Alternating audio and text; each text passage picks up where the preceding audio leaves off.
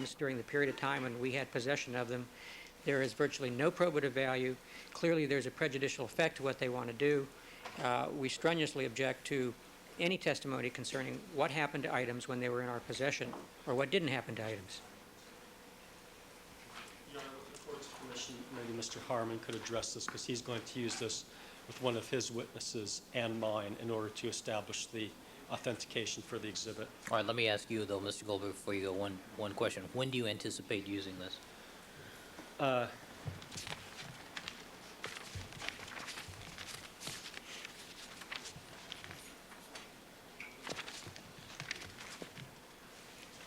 I'd say I probably have about an hour and a half worth of material to cover to 2 hours is my best guesstimate prior to this board. All right. Mr. Harmon? Your Honor, remember we proposed the stipulation that would accomplish what this board accomplishes, and it's kind of disappeared from everybody's agenda. This board is our attempt to utilize the provisions that you made in your order on February 8th. They would like everybody in the world and this jury to think they never tested any evidence in this case, and that's simply not the case. They took part of our samples in October. They did not have writing on them. That was pursuant to the court's order. Mr. Matheson can lay the foundation for that being turned over. When they came back, they had all these names and dates all over them, and that's the subject of what we're going to discuss Wednesday afternoon, but it's also contained in the stipulations. And so, absent them stipulating to a very sanitary, you took our evidence, you brought it back, you consumed part of it in the testing, which is what you afforded us the opportunity to do. We have to prove it. And this is one way that we begin proving it, Your Honor. Mr. Blasier? The critical phrase there is consumed in testing. We've stated from the beginning we have no objection to the jury being told that the reason there's a half of 3 swatches missing is because it was provided to the defense. The jury needs to know nothing beyond that. Mr. Harmon wants to get into what we may have done in a confidential, privileged basis where he wasn't there. He doesn't have the foundation to go into that. He wants to raise some sort of specter that because we've tested evidence that we got results we didn't like, which is not. So your objection is characterizing it as having been used in testing rather than just having been given to you for whatever purpose you deem appropriate. Correct. So if the court's instruction to the jury is that on such and such a date, this item, for example, item 47, the possession of which was given to the defense, that a certain portion of that was removed and given to the defense, and then the remainder returned to the prosecution on a subsequent date, you have no objection to that? No problem with that at all.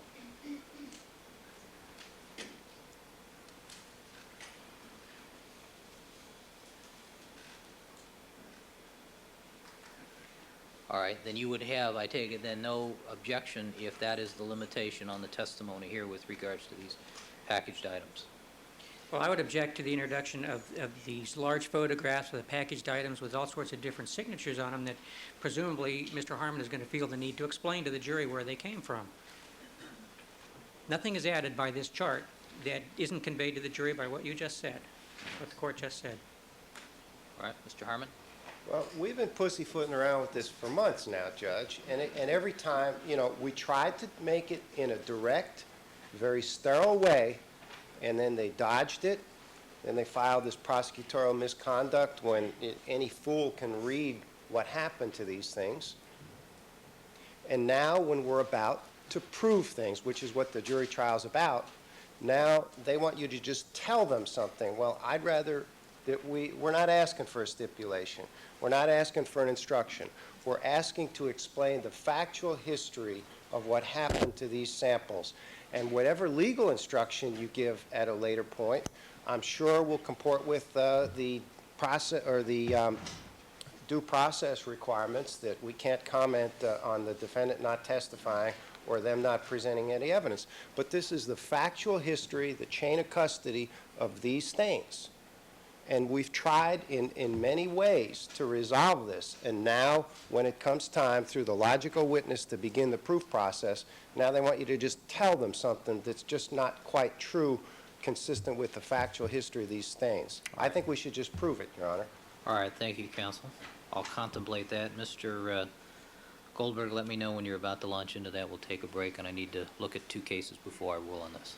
Thank you. All right, let's There's proceed. one other quick issue, Your Honor. Mr. Goldberg showed us some papers, some handwritten lab notes this morning that we have never seen before. He indicated that he thought they'd been turned over. Mr. Scheck and Mr. Neufeld and I have never seen them. We don't yet have copies of them. I would ask that we be provided with copies and that he not elicit any testimony concerning these documents until we've had a chance to explore them and find out why we didn't get them in a timely fashion. What are these things, Mr. Goldberg? Your Honor, these are not lab notes.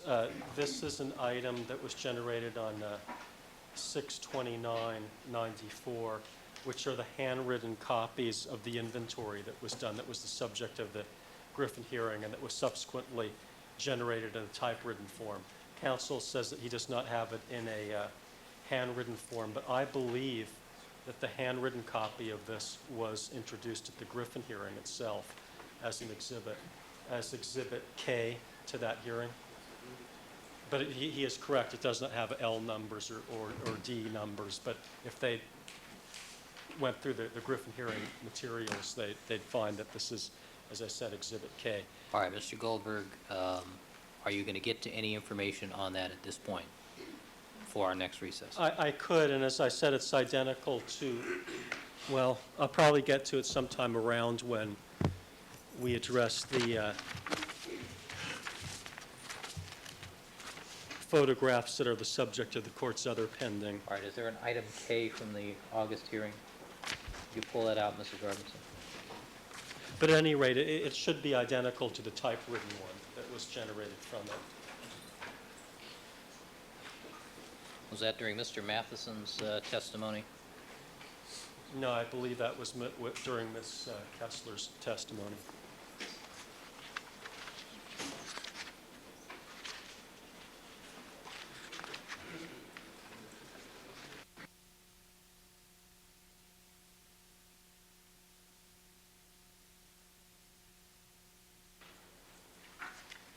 How many pages are these handwritten notes, Mr. Goldberg? Is this the 11 pages? That's correct, Your Honor.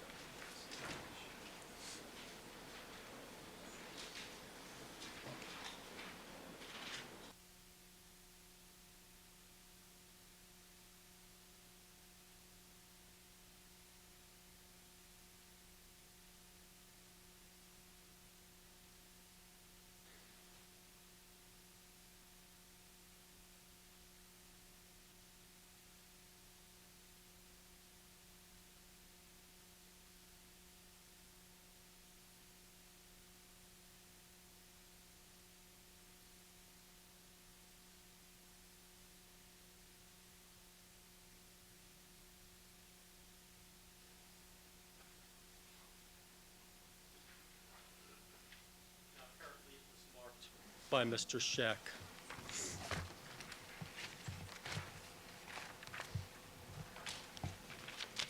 All right, item K in the transcript, in the list of exhibits at page 6, transcript of August the 23rd indicates item K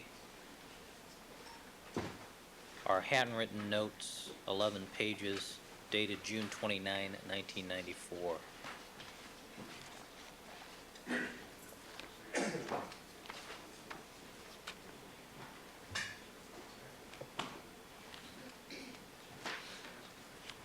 And the testimony was that these were then converted into the computerized, computer-generated printout.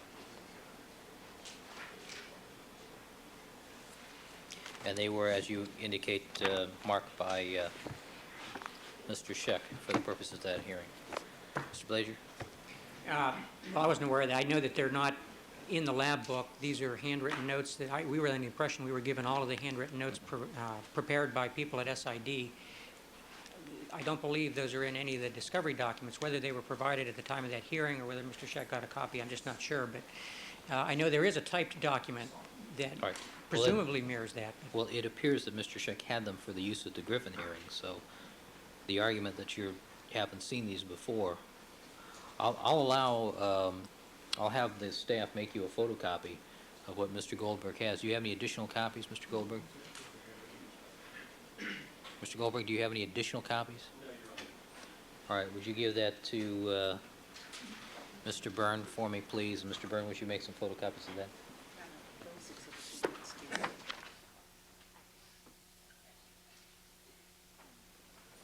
All right, let me know before you get to that particular document, and we'll get a copy for council. All right, let's proceed. Your Honor, also, we had a number of foundational objections right before lunch that That's correct. we need to resolve. All right, what's the nature of your objection, your Your Honor, foundational objection, Mr. Neufeld has prepared the brief on this. Ask that he argued that if possible. Well, you're the one presenting the witness, counsel. Well, we strenuously object to have Mr. Matheson testify about the results of any testing conducted on Mr. Simpson's reference sample without a proper foundation being established, and that foundation being testimony by the nurse who drew it, the manner in which it was drawn, how it was preserved, how it was logged in, how it was packaged, and how it got to the point where he performed testing on it. The foundational question, as the court is aware, we're raising serious questions about foundation, chain of custody, packaging, collection. Do you have any argument that's not included in Mr. Neufeld's written argument? No. All right. Mr. Goldberg. Well, Your Honor, on page 19367 of the transcript, it's volume 110 of Detective Van Adder's testimony. He did testify to seeing the item drawn, to the defendant being in the jail dispensary and blood sample having been drawn, and that he then took that blood sample and dropped it off to Mr. Fung at the Rockingham location.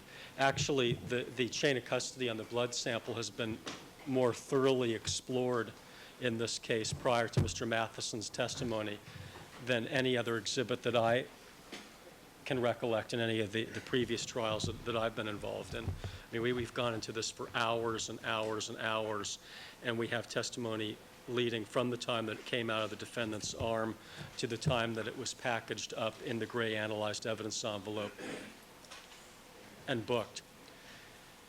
That's the first argument. So just simply factually, the defense is wrong. The second argument is on order of proof. The court has complete discretion with respect to the order of proof and how witnesses are going to be called. If we were to require a chain of custody to be done on every item prior to the witness testifying to it, then we would not be able to get into evidence of the fingernail scrapings, because we haven't heard from the coroner yet, or the clothes that came from the coroner on which some testing was done, which we clearly can do. And we would not be able to present evidence on the victim's reference vials, which came from the coroner. A lot of these things have to be tied up later. And we also have a situation here where items of evidence were exchanged back and forth between Cellmark and the Department of Justice. So how would you do that? I mean, one of those organizations has to testify first. So if Cellmark testifies first, they're going to be testifying to items, some of which... Let's look at the item that we're talking about here today. Well, the point is, Your Honor, is that there are dozens of items, the chain of custody of which is going to be proved through other witnesses, whether they're coroner's witnesses, whether they're DOJ witnesses, whether they're Cellmark witnesses, or whether they're other SID witnesses. We also have... I'm not interested in that issue or that argument. I'm just interested in this blood vial, this particular situation. And that's what I'm trying to address is order of proof, which is contained in Penal Code Section 320, which says that except as otherwise provided by law, the court in its discretion shall regulate the order of proof. And we just know that the case law is replete with instances where courts have virtually absolute discretion in doing this. This case has to be presented or should be presented in some kind of orderly way. And we could call a lot of witnesses twice. Once for chain of custody and then for their respective tests. It doesn't make any sense to do it that way. So certain aspects of the chain of custody will have to wait until later to be proved. So that's the second argument. The third argument is a business records argument. We have the case of People versus Aguilar, which I cited in, which was cited in the points and authorities that we prepared. and stands for the proposition that you can prove a chain of custody of narcotics evidence of a police officer that was deceased by his notations on the evidence package. As the court is familiar, evidence packages typically contain a chain of custody statement where the police officer fills out what he did with the chain of custody of the item.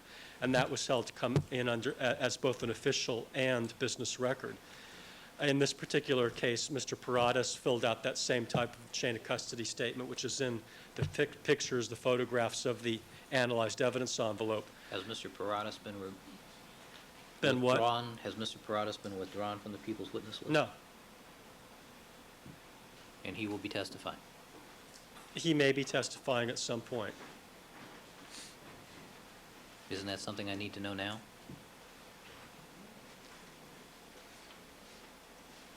Well, the issue is one of chain of custody. And the issue is one of foundation. And the court asks, is that something the court needs to know now?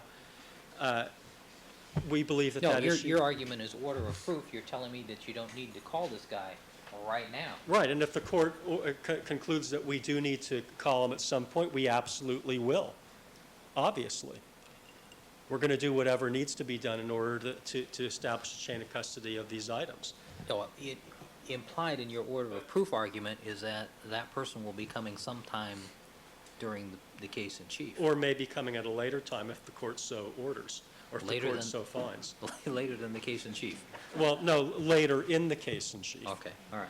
But the first argument, as I said, Your Honor, is that we don't need to call him at all legally because we've established it through an eyewitness, Detective Van Adder, and the third argument is that we don't need to do it because we have the business records and we have a case that's on point that says that the chain of custody statement on the envelope does qualify as an official record. All right, Mr. Blasier, any brief response? This is not a chain of custody argument. This is a foundation argument. We would ask the court to use its discretion, which we accept the court has, to say this is important. This person should be on first to establish the foundation before Mr. Matheson testifies about test results. Mr. Paradas was on their witness list. He was going to be called before Mr. Matheson until the people changed their mind a week or so ago. We would ask that that be done first, and that the court not allow the prosecution to suspend this witness's testimony or Mr. Paradas' testimony for some indefinite time in the future. All right.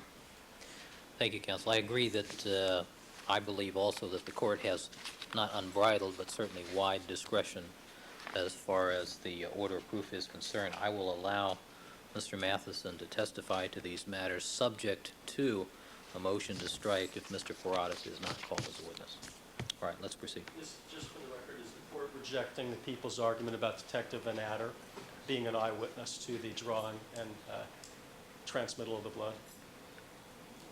I'm saying, Or is the no, court I'm not not? rejecting that as testimony, but there are other things that perhaps are missing in the foundation.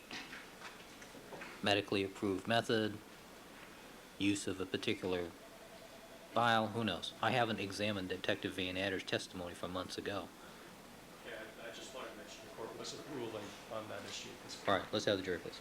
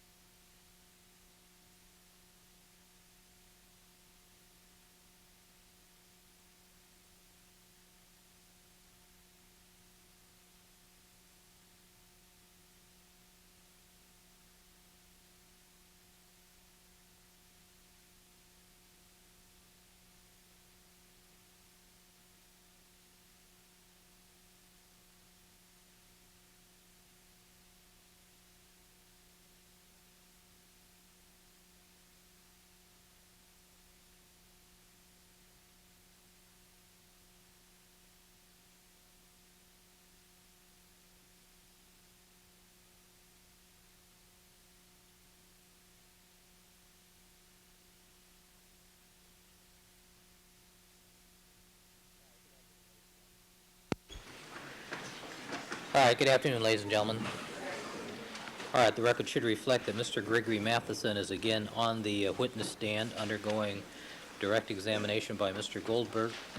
Good afternoon, Mr. Matheson. Good afternoon. You're reminded, sir, you are still under oath, and Mr. Goldberg, you may continue with your direct examination. Thank you. We were talking about EDTA vials and not refrigerating them. Can you give a simple explanation as to what happens if a vial were not refrigerated for a lengthy period of time and the material degraded? What happens? Isn't that question kind of vague, lengthy period of time? Okay, well, let's say that it's not refrigerated for a long enough period of time so that the material degrades, however long that is. What happens? Well, as far as an analogy or an explanation, it's similar to the degradation of any form of biological evidence or sample. I like to use as an example when it comes to, field evidence, which could then, I suppose, be carried through over to a blood vial that was improperly stored.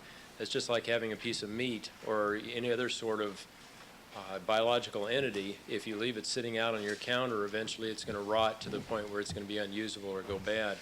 In the case of biological evidence or a blood in a blood vial, eventually under improper storage conditions, the components within it are going to rot and break down and become unusable for forensic purposes. Okay, when you say unusable, what do you mean? That when we use those items in our testing, we will get no results. But does the degradation that takes place or can take place in a blood vial, is it going to change the nature of the blood so that it appears to be someone else's? Well, as a rule, it won't change. It'll just go to the point where you cannot get any sort of result. There is one exception to that, but as a rule, it will not. Okay. And when you say one exception, I don't want to go into this in detail right now, but are you talking about one particular genetic marker? Yes. Okay. Now, excuse me.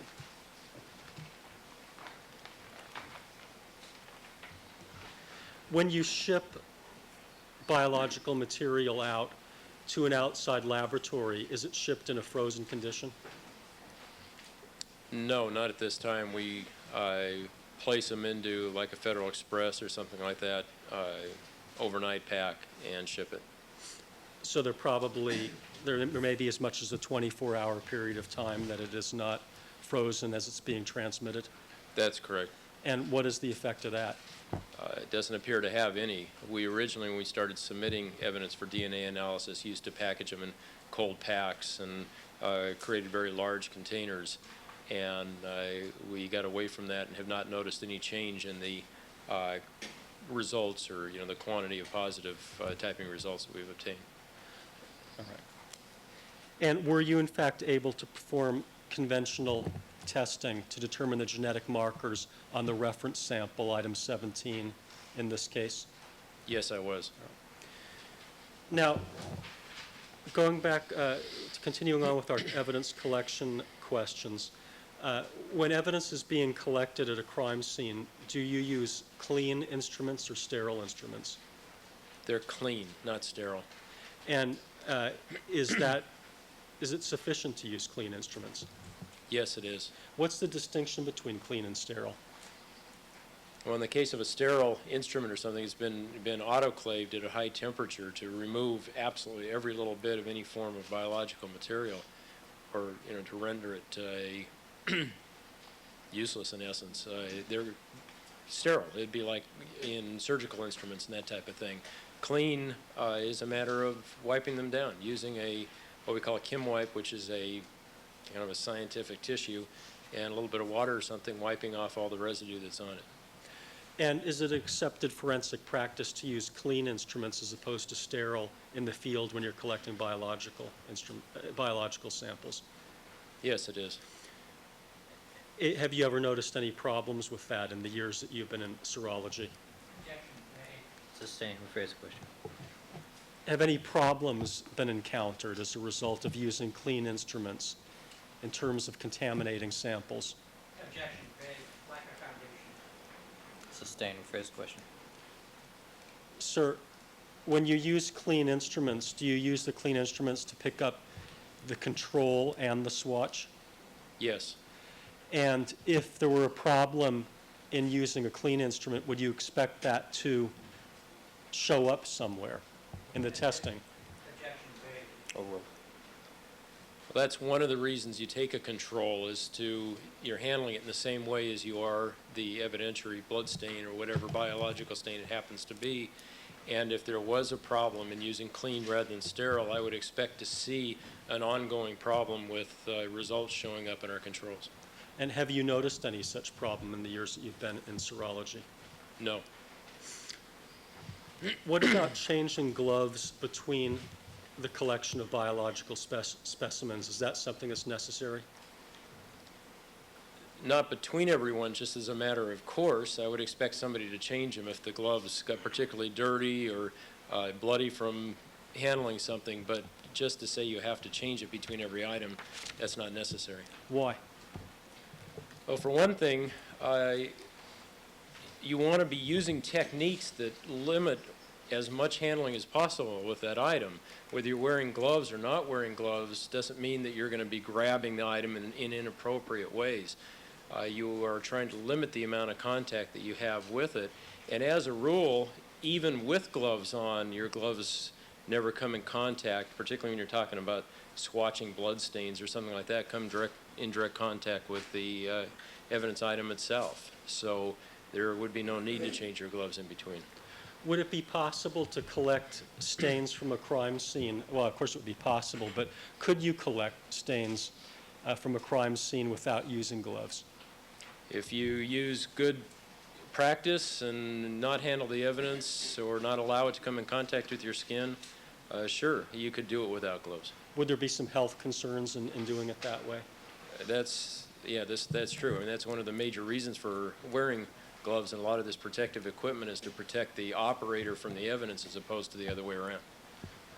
And if there were some problem at the crime scene where a person were collecting the evidence by touching the swatches with their hands instead of using tweezers, could the controls detect whether that had caused contamination? If somebody chose to collect blood stains by just using their fingers and then chose to use the exact same technique on the controls, that's one of the reasons for the control, like I mentioned before. If the technique is the same and you're transferring information or biological material from your own hands onto the evidence, you'll also then be transferring it onto the control, and I would expect the control to show that.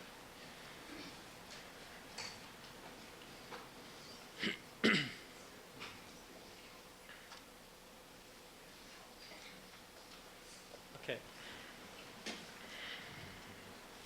And let's say that you decided to use this technique, if you want to call it that, of just collecting the evidence with your hands as opposed to tweezers.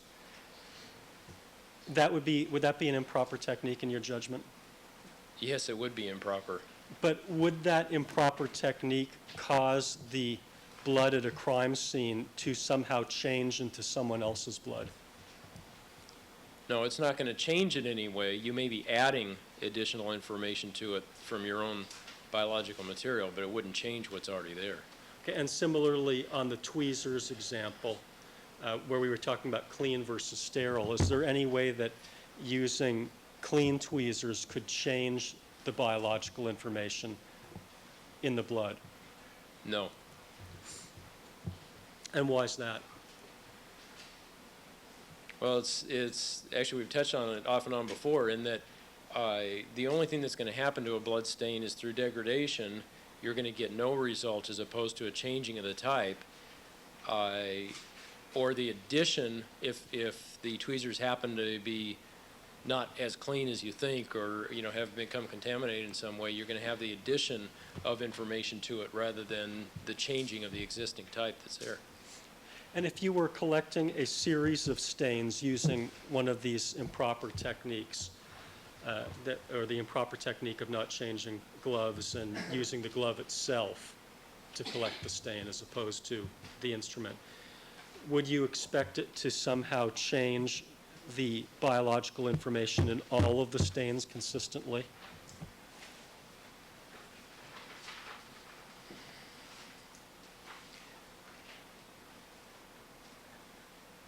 I'm not sure I In other words, understand the question. if you had 5 stains at a crime scene, would you expect the same changes to occur to all 5 stains? If Any- if your gloves are dirty to the point where you are adding information to it and continuously doing this, then you're going to see, if I understand the question right, you will then see this additional or contaminant showing up in all of the samples.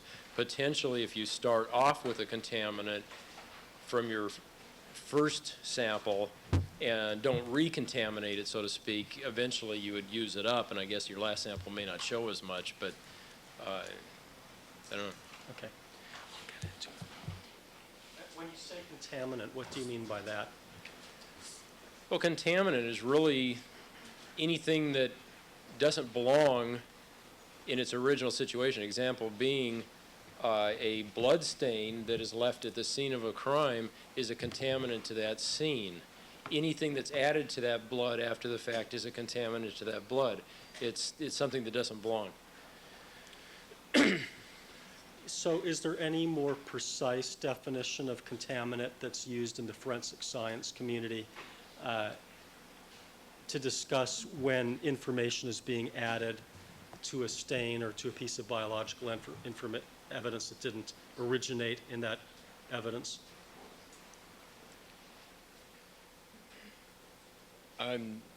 As far as, I mean, a contaminant is what I described before. I'm not aware of any particular definitions when it comes to biological evidence. It's just the addition of something that didn't belong there to begin with. So it's a fairly ambiguous term, somewhat ambiguous. I don't know if it's ambiguous so much as there is not a forensic definition of contamination versus, any other definition of contamination. So using the definition that you gave, could you consider the blood drops themselves of a suspect deposited at a crime scene as being a contaminant? It would be a contaminant to that location, right? Now, as to the collection techniques that were used in this particular case, did you view a videotape of Andrea Mazzola demonstrating the collection process of a stain? Yes, I did.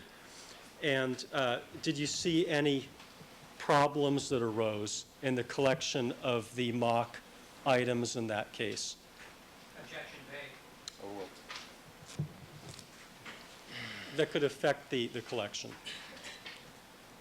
I didn't see anything in the way that she handled the swatches, the tweezers, that type of thing that would affect the ultimate integrity of the evidence.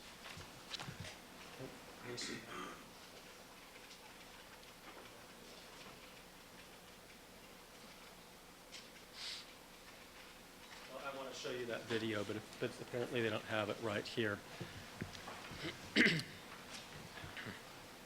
Let me ask you a few more questions about collecting biological evidence.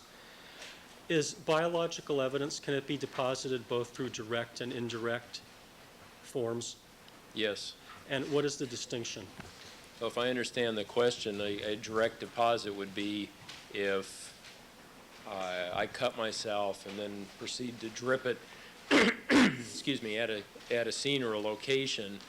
A indirect, was that the other? Yeah. I believe an indirect or potentially secondary transfer of that evidence or stain would be if I was to drip some of my blood onto a piece of cloth or something like that, then that piece of cloth came in contact with something else, thus transferring it a second time. And do you, as a serologist, type both kinds of evidence that was deposited as a result of a direct transfer as opposed to indirect transfer? Yes. If you had a situation where a suspect leaving a crime scene stepped in a pool of blood and then went into a vehicle and transferred that blood into the vehicle, would that be direct transfer or indirect transfer? By the definition given earlier, I'd call it indirect. And does your laboratory type that kind of a stain? Yes. Now, if you view the suspect's action as a collection procedure, in terms of collecting the evidence in the pool of blood from the crime scene, would that be a forensically accepted collection technique. No, it would be, not be acceptable to collect a blood stain on the bottom of a shoe. So why is it that in cases where evidence is collected on the bottom of a shoe, you can still go ahead and test it? Well, the blood is still the blood. I mean, it's a situation where regardless of whether it was dropped directly from a person or transferred from one to another, it still has some significance.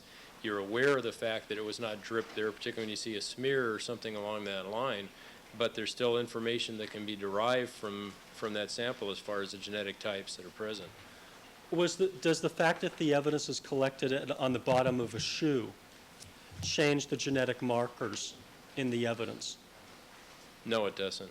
So can it change the blood from the victim's blood into someone else's blood? No, it doesn't. Let me give you another hypothetical situation. Let's say you had a situation at a crime scene where a cat walked into the crime scene and collected some of the blood by stepping in it with its paw. Could you collect the evidence off the cat's paw and still test that? Yes, we could. I'd want a control collected from a clean paw to see if the cat contributed anything to it, but you could test it. Okay. So if evidence at a crime scene could be collected by a house cat, do you think that the criminalists, Andrea Mazzola and Dennis Fung, were qualified to collect the evidence in this case?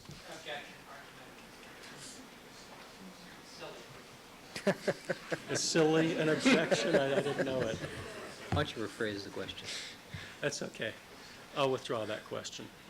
I'd like to show you the video that's been marked as 1117 for identification. Noting that we have seen this several times, Mr. Goldberg. I know, Your Honor, but I'm not going to stop it. We'll just All right. run it all the way through. Mr.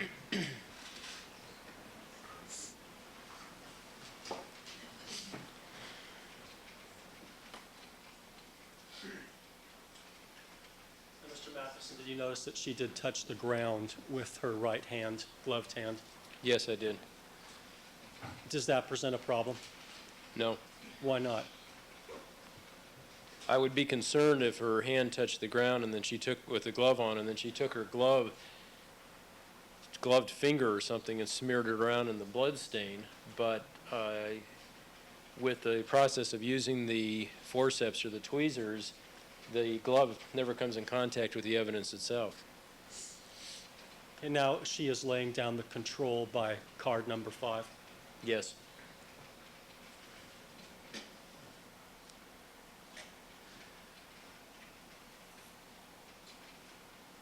Assuming, sir, that the water in this control eventually migrated over to the stain, would that present a problem?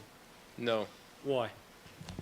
Well, the water is the exact same water that is being used to dampen the control swatch and dampen eventually the swatch that you use to collect the blood stain. And the fact that, as you notice, she takes her control very close to the stain, so the substrate or the concrete that it's sitting on is going to be, basically the same under the stain as is under the control. The worst it's going to do is maybe slightly dilute the blood stain, and it may actually start moistening it up, making it easier to collect. No, that's not a problem. Would it change the result in any way, the migration of the water? No, it would not. Now, if you look closely, it appears that some swatches fell out of the cap. Yes. Does that present a problem? No. Why not? Well, I don't believe that at any point does she take any of those swatches and use them to collect any of the sample. They're left sitting down there. Actually, they're brushed aside at some point. You're going to drop them occasionally. I mean, that's just the nature of it. There's a lot of swatches in that vial. You shake them out. A few are going to fall on the ground. I suppose it could be a minor littering problem if they didn't pick them up when they were done. But as far as the evidence goes, no, it doesn't affect it.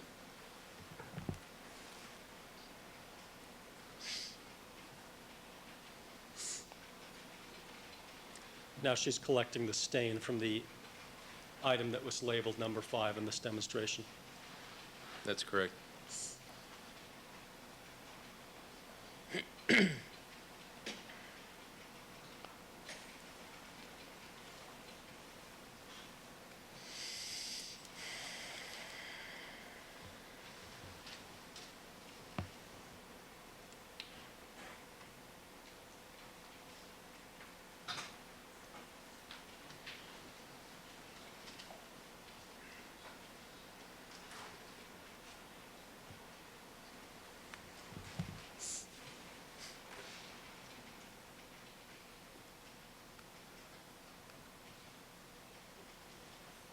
Now she appears to be putting stain 5 into one of the plastic bags.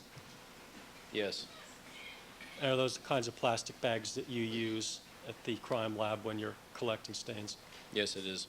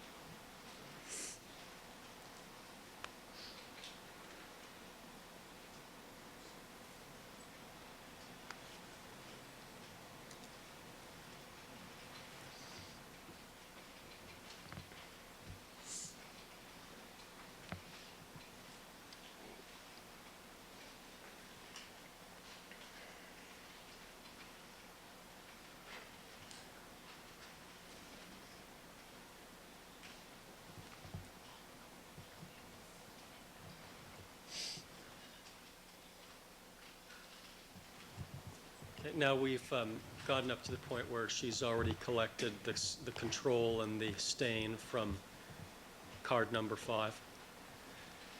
Yes. Have you seen anything up to this point that would cause the results that you obtained to change into someone else's blood, No, I have not. or that would present a problem in terms of the analysis of the blood? No.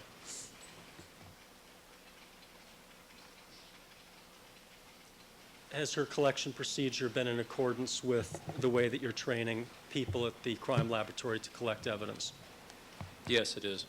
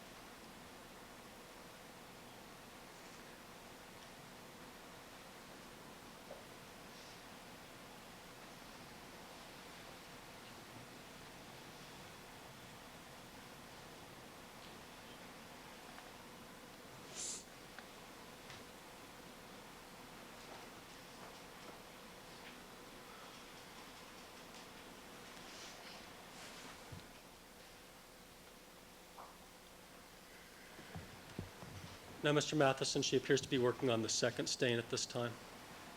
That's correct. And is there any problem with not changing tweezers or gloves between stain 5 and stain 6? No, there isn't. And why is that? Well, as I mentioned earlier about the gloves are not coming into direct contact with the evidence. That's not a problem. If you'll notice, she has cleaned the tweezers several times between each of the steps using dampening, that Kim wipe that I mentioned before, the tissue, with what appears to be water, and then wiping the tips of the tweezers or forceps off very carefully. And is this collected in such a way so that the swatch itself does not come into contact with the gloved hands of the criminalist? That's correct.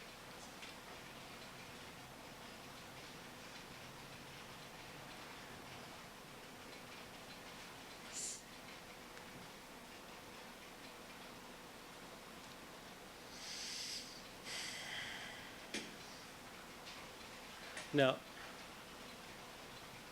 she appears to just have written something on the plastic bag. What do you write on the plastic bag when you're collecting a stain? Actually, it depends. Obviously, within one envelope, eventually, when you're collecting a stain off of something like concrete or off of a surface, you're going to end up with a coin envelope or the manila envelope containing two separate plastic bags with the samples in it. Usually, I like to mark either the item number on it, or if I don't do that, at least to see on the control plastic bag. However, there have been times where it was very obvious which was my control and which was the stain. The stain was blood-colored and very heavy, and the control was either relatively clean or kind of a grayish, so it didn't matter whether I marked them or not because it was obvious which was which. Now, just before this, she dropped a few more swatches. Again, did that present any problem in terms of the collection of stain 6? No.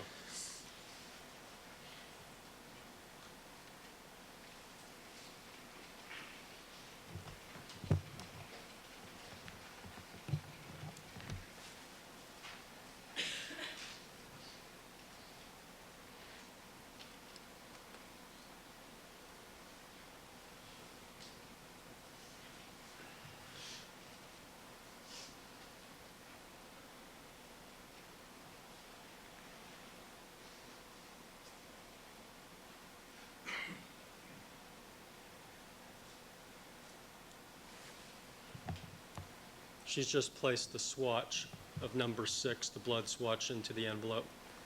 That's correct. Have you seen any problems in the collection procedure to this point? No problems with the collection procedure. The only thing that I would, if this was a training issue or something for us, or we were looking at it, I would suggest that maybe it'd be worth going back with another swatch on the evidence sample and collecting up a little bit more blood. Okay. But as far as the collection technique itself, it's just fine. So if it were a real stain, you'd want to use more swatches on both 5 and 6? Yes, yeah, to get as much of the sample as possible. All right, thank you. And why is it that you use multiple swatches on a single stain?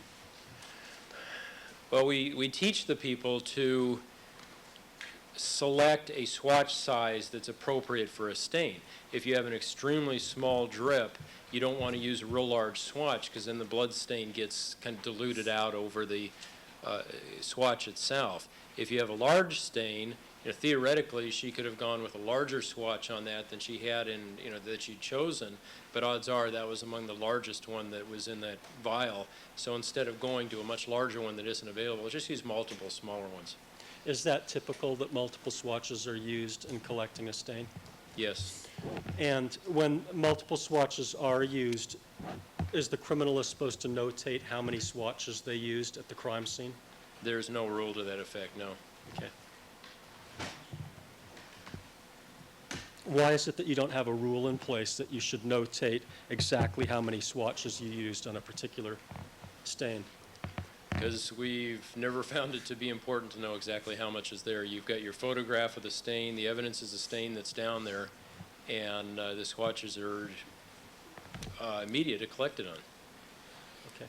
Now, let's say that someone at a crime scene, a police officer who didn't know how to collect a stain, had used a completely improper technique, such as taking out a handkerchief and spitting on it to dampen it, and then collected the stain using that technique, submitted it to you for analysis. Would it still be possible to type even in that extreme situation? Yes, you could still do an analysis on that stain. Wouldn't the police officer have arguably introduced some contaminant that could be tested as a result of spitting in the handkerchief? Definitely, it'd be an improper way to do it, but it could still be typed. So what would you do in order to resolve that problem? Well, in a situation like that, if that was the only evidence that we had available to us, we would be able to run the particular stain. I would want to run a control area from the Kleenex and also get some saliva from the particular officer. Well, what could you do if you had some saliva from the particular officer in order to sort out what the genetic markers were in the person who deposited the stain? Well, if you had saliva from the person and that particular marker appeared in the saliva, you'd know the type of the individual who spit onto the handkerchief. How that affects your ultimate interpretation will depend an awful lot on the types that were found in the stain and the types in the person. It obviously is going to lessen some of the value of that stain, but there's still information there. Could you still determine whether the genetic markers of the stain were consistent with the suspect, even though this collection procedure had been used? It's possible. It would depend on the types of the people and how the results came out, but it's possible. But would the spitting in it actually cause the genetic markers of the suspect in the stain of blood to somehow change, or would they still be there? No, they'd still be there. You'd just be introducing additional information to it in the form of the types of the person with the saliva. And does the Los Angeles Police Department serology section in fact type cases routinely where there are mixtures, where there's more than one donor to a particular stain or a particular item of biological evidence? Yes. Every sexual assault case we do, by nature, if there's semen present on a sexual assault kit that's collected from a victim, you are dealing with a mixture of body fluids.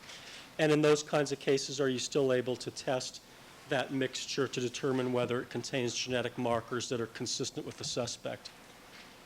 We're able to do the tests. However, because of the fact that it's a mixture, our chances of giving a very definitive answer as to what's coming from the victim and what's coming from the suspect is less than when you're dealing with just a blood stain. But there is still information to be derived.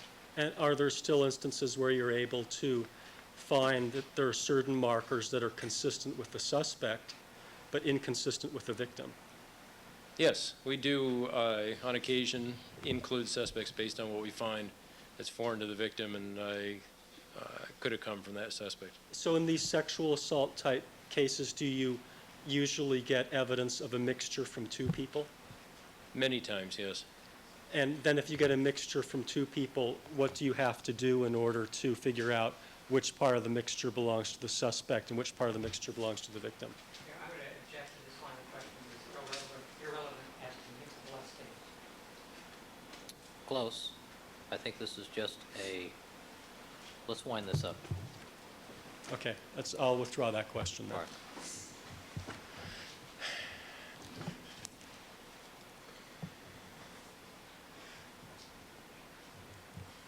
Now, sir, if bloodstains can be collected by people who are not criminalists, why does the Los Angeles Police Department use criminalists or try to use criminalists in collecting these stains? Well, a criminalist is not just performing the function of collecting a stain.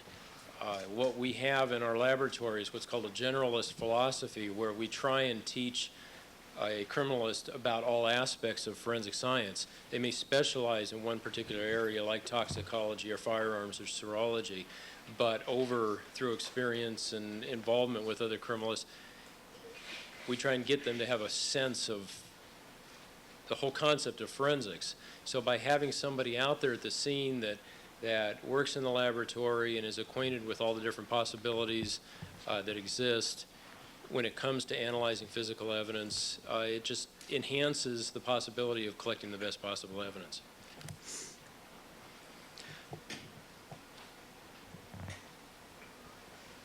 Now, at crime scenes, does the police department use both criminalist 1s and criminalist 2s and 3s for the purposes of investigating a crime scene?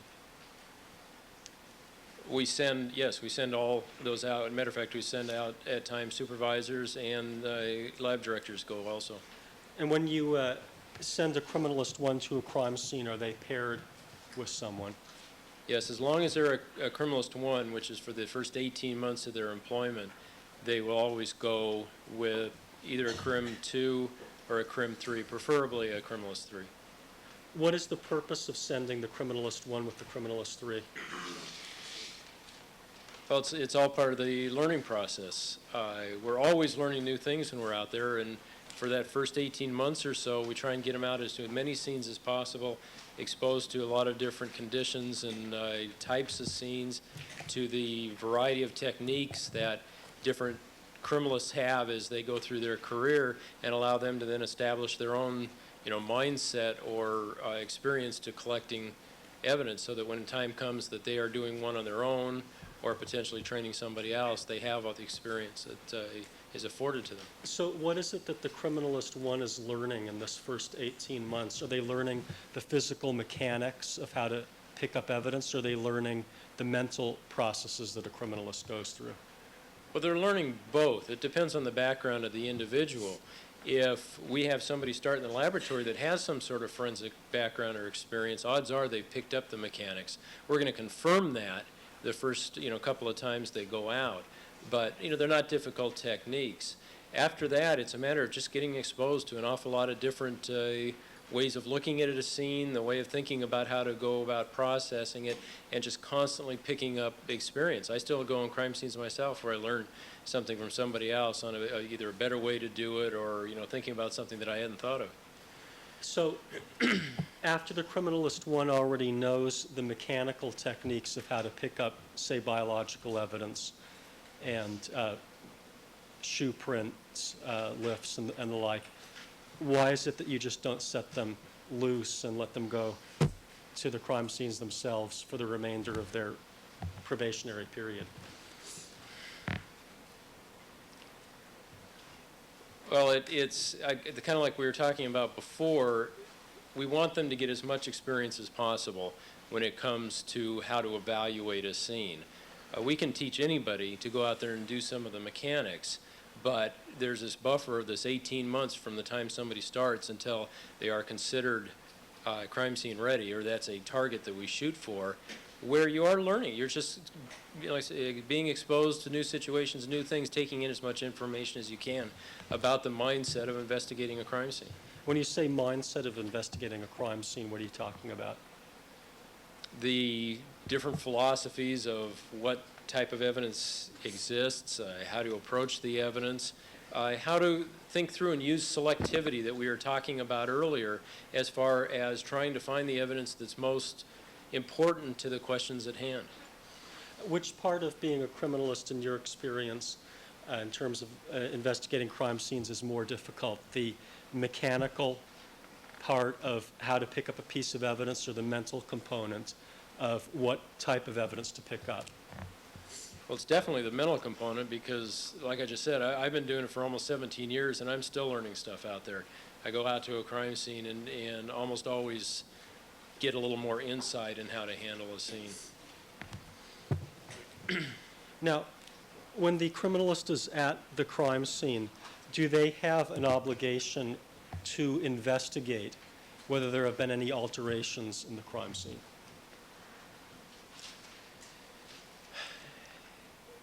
Their primary function there is the collection of the evidence. The information as to whether or not something has been altered is really not very deep. We sometimes record if like a rescue unit had been in prior and dealt with the scene or something along that line. But normally we have our hands pretty full just looking for the evidence and collecting it, documenting and collecting it, so that when it comes to searching down every little bit of information as to whether something was touched or something was moved, no, that's not our duty. Here we can see Defense 1081.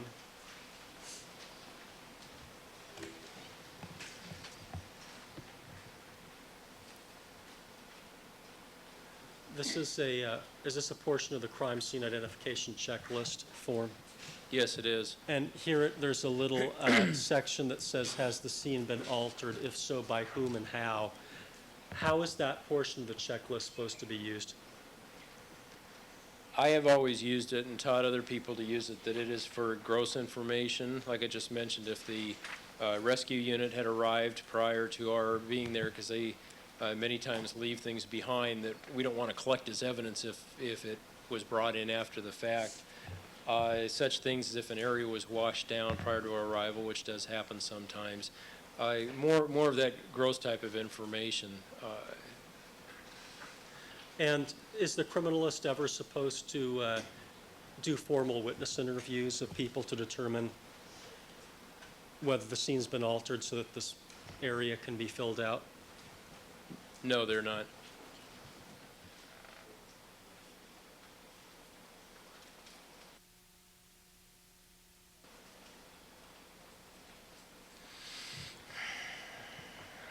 Now, what about crime scene security? What does the criminalist have to do with providing for security or seeing that security is provided for at the crime scene? our major concern when it comes to crime scene security is just like wearing gloves or other protective equipment. I want to make sure that the scene is secure for my own safety and protection. I'm going to arrive, I'm going to make sure that there are officers at the scene or detectives or somebody else that's present. The fact that we're a civilian, that's important. As far as making sure that there is tape up or officers present to keep out people that may alter the scene, it's not our responsibility to do that. There have been instances where I have been working a scene and somebody has walked through the tape and is like heading into the crime scene or something, and I will see it before the officer and I'll point it out and say, hey, we need to get this person out of here. But that is not my prime focus. My prime focus is in on the evidence and the evidence collection.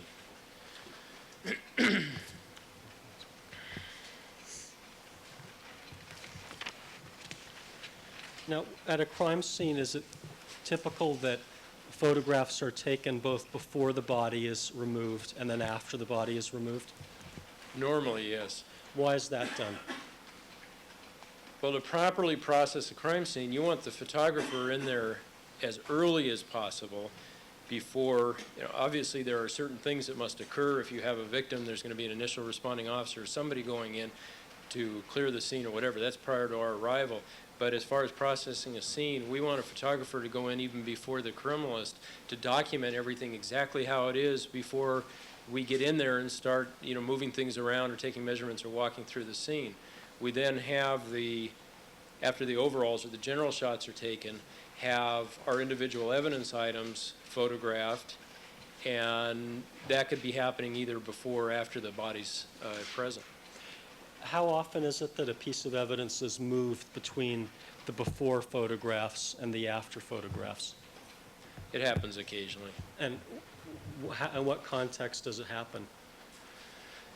Well, there are times where a particular piece of evidence may have some information on it that is needed at the moment, a piece of paper with some writing on it, an item that we want checked for blood or something like that. If the photographer isn't available, there will be times, knowing that the overalls were taken, knowing that the general scene has been placed with photography, we may pick that item up, run a presumptive test on it, or, like I said, look at a piece of paper for some writing or something, and then try and place it back for the close-up picture just prior to collection. Sometimes it's not going to be placed back in the exact same location. And it does occasionally happen, too, that during the course of your processing, you may accidentally bump something or you may kick it. You try real hard to watch for your stepping, but sometimes you do get focused on other things that you're doing, and evidence does get moved. That's one reason why it's so important to get the photographer in there first, because those are the pictures that place the evidence items where they belong or where they were originally. And then the subsequent photography is mainly to identify that item, to get good close-up pictures of it, so at a later time you can compare it to what you have in front of you. So part of the reason for taking the before photographs is so that if an item of evidence is moved, you can determine exactly where it was initially? That's correct.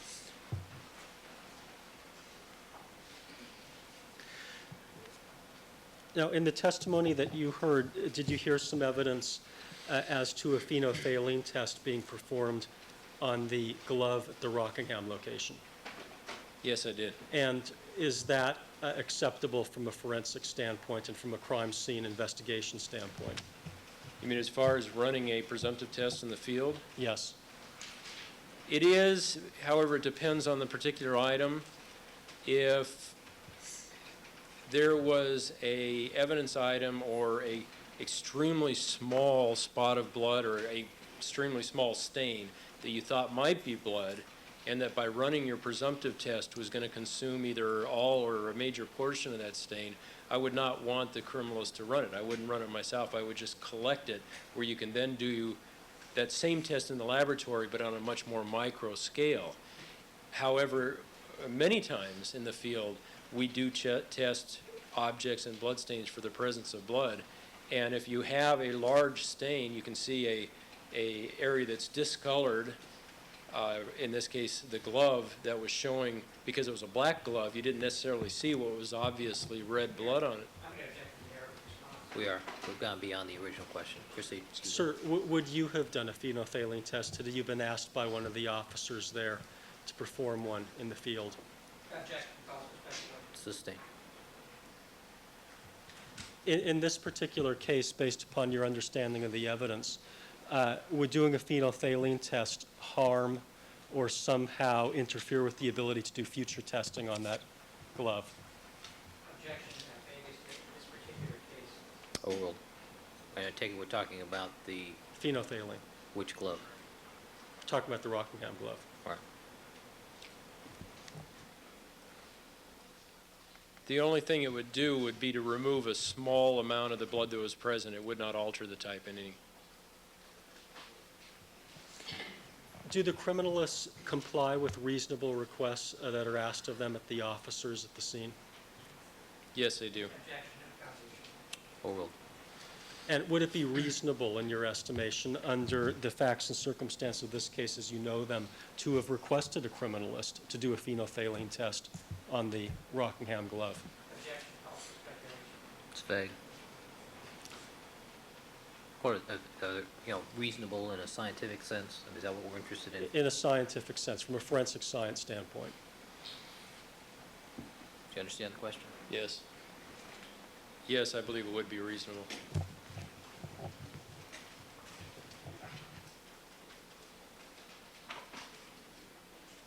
Generally speaking, at a crime scene, how do criminalists interact with the detective? Objection. Irrelevant. It's vague. What is the relationship in terms of the collection of the evidence between the detective and the criminalist? As far as the collection of the evidence, that's the domain of the criminalist. Normally, when we arrive, the detectives have already been there. They do the walkthrough with us. We interact with them, get their opinion as to what they have found, what evidence they are interested in collecting, and we note those items either mentally or on paper, depending on the person, and do a search ourselves. So we try and interact with them, working as a team regarding that aspect of the crime, and that is the scene and the collection of physical evidence.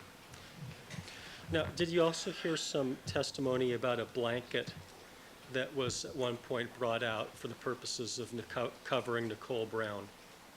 Yes, I did. And what kind of problem would that blanket present, if any, in terms of the biological evidence at the Bundy location? Objection. No foundation. Sustain. Sir, if a blanket were brought out into a crime scene, are you familiar with the layout of the crime scene? Yes, I am. Into the area where the body of Nicole Brown had been laying for the purposes of covering her, and then the blanket remained there after she was removed. Would that present a problem in terms of the biological evidence that was collected from the Bundy location? Objection. Vague and no foundation. I'll sustain the vague. The question's unintelligible. Would that present a problem in terms of contaminating any of the biological evidence? It would depend on what the blanket had on it to begin with. If the blanket had large quantities of blood or had blood on it, and then that blood came into contact with something that we eventually ended up collecting, then we would have contamination occurring at that point. If it was a clean blanket, as far as the biological evidence is concerned, and it does not come in contact with the collected evidence item, it should have no effect.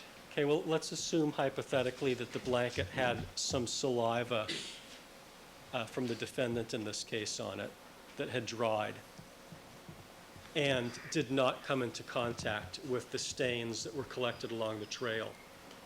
Would the blanket present a problem in terms of contaminating those stains? No, it would not.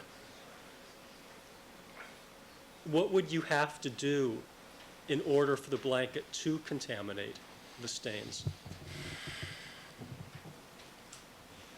The biological stain on the blanket would have to somehow come into direct contact with the biological sample that was being collected, and even then, unless there was some moisture present, you would not have significant transfer. If one or both of them was damp and they came in direct contact with each other, then that would be a problem.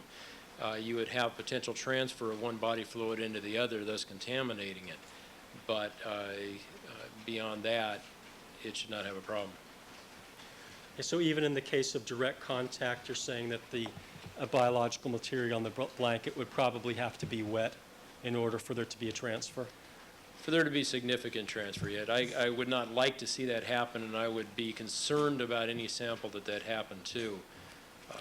But the transfer would be significantly less than if one or both were damp. Okay.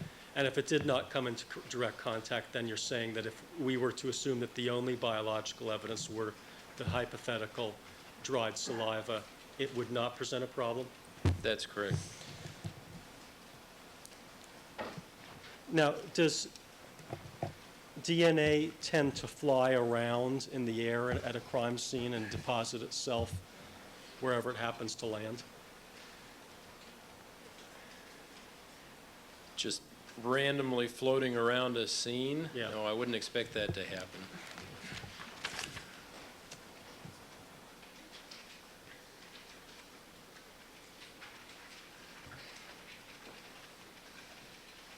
And if you have a crime scene where biological evidence has been deposited by a suspect who was bleeding on a trail of stains, do you expect biological evidence from one stain to migrate to the other stain?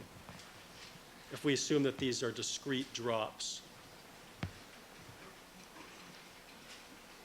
I don't see any way that, if they're discrete drops, how you'd get one transferring to the other unless there was something carrying it from one to the other. But it doesn't just like hopscotch from one stain to another in some fashion. No.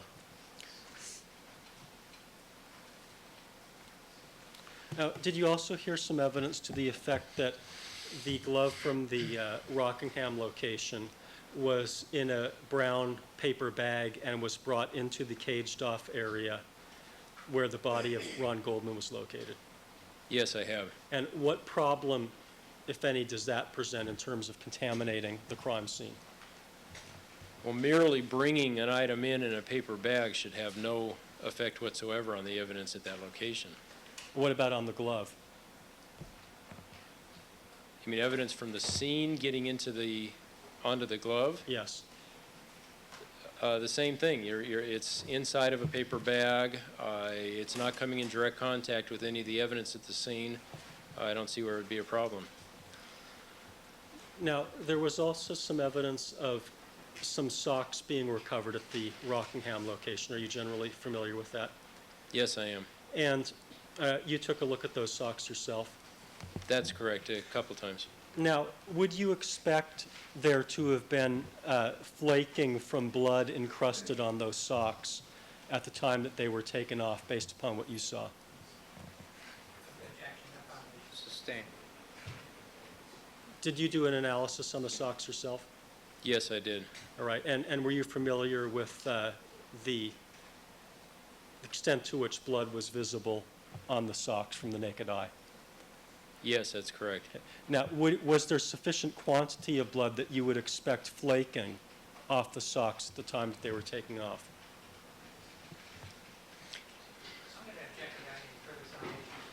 Sustained. Expertise. Okay. Under what conditions, sir, will blood flake off of clothing, if you know? Well, if you have, it kind of depends on the quantity. If you have let me take a step back again on that. By flaking off, I mean, you are going to have the potential of very small, minute quantities of blood falling off, which could be called flaking. Or if you have a very heavily stained item that has crusts of blood on it, then flaking could be visible chunks of the blood falling off. Well, when you saw the socks, were there any visible chunks of blood of the kind that you just described that might fall off? Objection to that foundation is required. Sustained. When did you see the socks, sir? The first time I saw the socks was on June 29th, 1994. Okay, and what did they have that kind of blood blood that was in sufficient chunks that you would expect it to flake off at that time? No, they did not.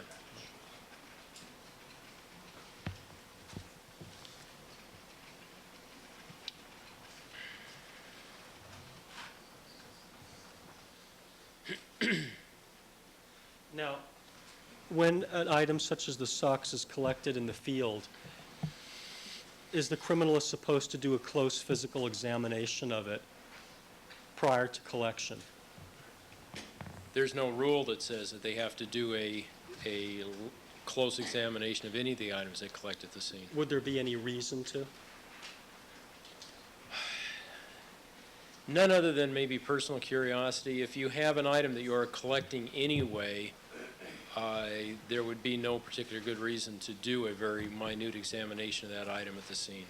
After you've already made a decision to collect the item, is there any reason from a forensic standpoint to inspect it any further in the scene? Not in general. If there was some particular piece of information somebody was interested in deriving from, maybe it would require a closer look. But once it's been decided to collect them, you're going to do that back at the laboratory. Now, in terms of the removal of the bodies from the Bundy location, do you feel that a decision should have been made to wait until the criminalists had the opportunity to look at the area where the bodies were removed before they were removed? Yes. And how do you go about making that decision as to whether to allow the coroner in first or the criminalist in first? Well, normally, we like to get in and do our search, get our overall photos, do our search, and collect at least all the evidence right around the body or bodies prior to the coroner's arrival. Our concern is the total scene where theirs is the victim. And we like to get done as much as our work as possible so as to limit the amount of activity in and out around that evidence until it's collected. So how are you balancing the need for them to do their work against the need for you to do your work?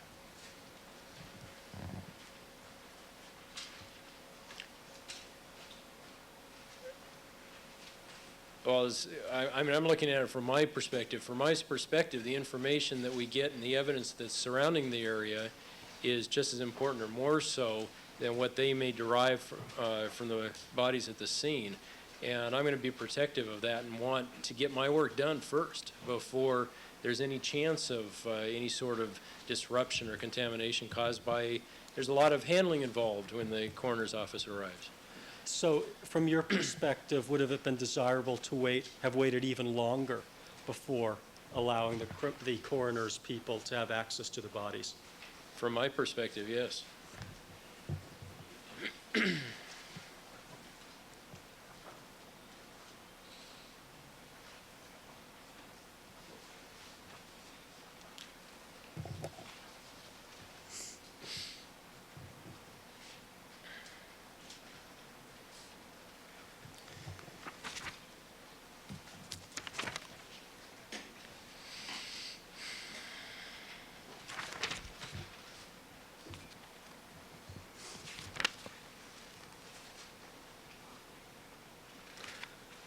Now, we've had a lot of discussion about what Andrea Mazzola's exact job description and title is. Can you tell us what her title is? She's a criminalist 1. And is there such a category as a criminalist trainee? No, there is not. Do you use that term officially to designate criminalist 1? No, we do not. And also there was a description of a mini academy. Are you familiar with that term? The first time I heard mini academy was in this court. There is an SID academy, yes. So you just refer to it as the academy? Well, we refer to it as SID academy. It's a simple way of talking about training courses we have for new people. Okay, but in terms of an academy, it's not a thing where you sleep in a dormitory-style housing for a period of time, is it? No, it's much more informal than that. And at the mini academy, are the criminalists trained in how to do the physical collection techniques at a crime scene? That's one of the things that are discussed. And what other kinds of things come up at that mini academy, just in general? I'm sorry, academy. Part of that set of training courses is to acquaint new people with what criminalistics is all about. The people that we hire many times are not fully acquainted with forensics, do not have prior forensic experience. So part of that process is teaching them what the other units are about, giving them an overall concept of what criminalistics is. When you say that they all are not acquainted with criminalistics or forensics, does that mean that you're hiring some people that don't have degrees in criminalistics? That's correct. So what are their degrees in? Well, the requirement for the position is a baccalaureate degree in natural science. And we have many people that have degrees in chemistry, biology, biochemistry. I believe we have one in zoology, one in oceanography. We want people that, or we require that people have a degree in a science so that they've learned, basic scientific principles, the scientific method, and that type of thing. And then we train them within the laboratory about forensics. Were you aware that Andrea Mazzola did have a degree in criminalistics? Yes, I was. And on the 13th of June, were you aware that Andrea Mazzola and Dennis Fung were processing the crime scenes at the Rockingham and Bundy locations? Yes, I was. Is it generally desirable to have more than 2 criminalists handling a given case in terms of collecting the evidence on a single day? Haven't we covered this already? Not with this witness. We talked about having teams and the advantages and But listing documents. more than 2. I haven't discussed that. All right. That's an issue that came up.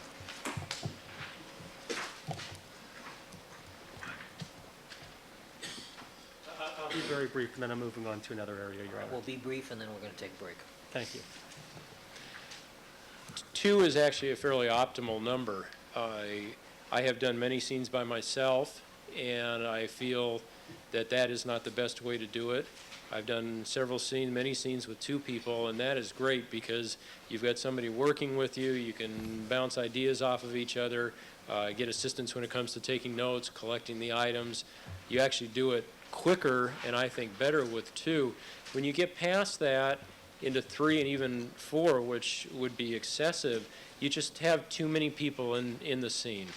Many times the scenes of the crime that we go out to, the location of them is very limited, and you just start getting too many bodies in there, you start bumping into each other, and it's not as easy. So 2 is probably the best number to handle as a crime search team. Okay, thank you. Your Honor, I was now going to get into another area. Ladies and gentlemen, we're going to take a recess at this point for 15 minutes. Please remember all of my admonitions to you. Don't discuss the case amongst yourselves, form any opinions about the case, don't allow anybody to communicate with you, do not conduct any deliberations until the matter has been submitted to you. Mr. Matheson, you can step down. Your return in 15 minutes. We'll stand in recess for 15. Mr. Byrne, my research attorney, gave each party a photocopy of the handwritten 11-page list of evidence items in this matter. I did have Mrs. Robertson get the exhibits from the August Griffin hearing and August 94 Griffin hearing, and it does include a copy of this as item K. So the defense did mark that they did have access to it at that early time, so the record should be clear. And Mr. Blasier, you have a copy of that now before you? I do, Your All right. Do you feel you need any additional time before we move into this item? Honor. All right. As to the second item, the board that the prosecution proposes to use regarding the defense testing of evidence items or taking those matters out of the prosecution's custody for their testing purposes, I'm going to ask the prosecution not to use that board this afternoon because I'm not comfortable with the state of my research at this point. All right, let's proceed. Your Honor, there was Yes. one other issue that I wanted to bring up, and that was I wanted to make, I guess what would be a 402 type motion as to what extent Mr. Matheson will be allowed to discuss the issues of PCR typing and PCR type issues, which he is not testifying to in direct, except only extremely tangentially to the extent that evidence collection has some overlap to the issue of how a sample can be contaminated, but subsequently going to be tested both conventionally and genetically. Specifically, there was an issue regarding some, a lot, not a lot in number, but a lot as in a discrete identifiable number of test kits that were provided to the Los Angeles Police Department by Roche Pharmaceutical some time before this case. I believe it was many months, in which there was a problem that was identified with the kits that I'm sure counsel probably intends to get into with perhaps other witnesses. But Mr. Matheson does not have any personal knowledge of that, nor has he read any documents, to my understanding, pertaining to that. So we would ask that they be precluded from getting into that area on cross-examination of the witness. Well, having not heard anything about it yet, I'm loath to make any kind of ruling on a basis that this is prematurely brought before the court. Well, if it exceeds the scope of the direct examination, I'm sure the defense will come up with some reason that it's within the scope or necessary to cross-examine Mr. Matheson about it. I don't know. well, I haven't heard it yet, so. Your Honor, there's been plenty of questions about contamination, and that's directly on point in terms of contamination for later DNA testing, so I think it's already been raised. Perhaps, but within the specifics of this witness's knowledge regarding PCR testing and the exquisitely sensitive nature of that test, I don't know if he has the expertise to testify to that. He's in charge of the lab. I don't know. Okay. We'll see. We'll see. It's not here yet, guys. All right? Let's have the jurors.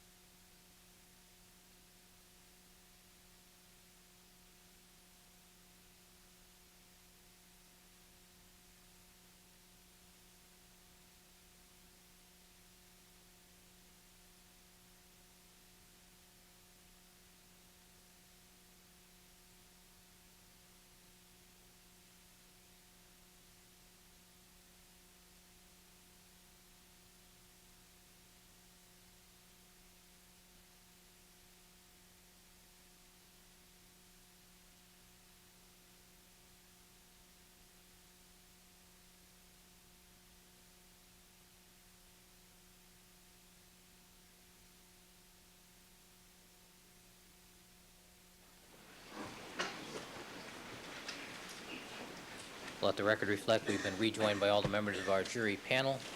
Mr. Gregory Matheson is again on the witness stand undergoing direct examination by Mr. Goldberg. Good afternoon again, Mr. Matheson. Good afternoon. You were reminded, sir, you are still under oath, and Mr. Goldberg, you may continue with your direct examination.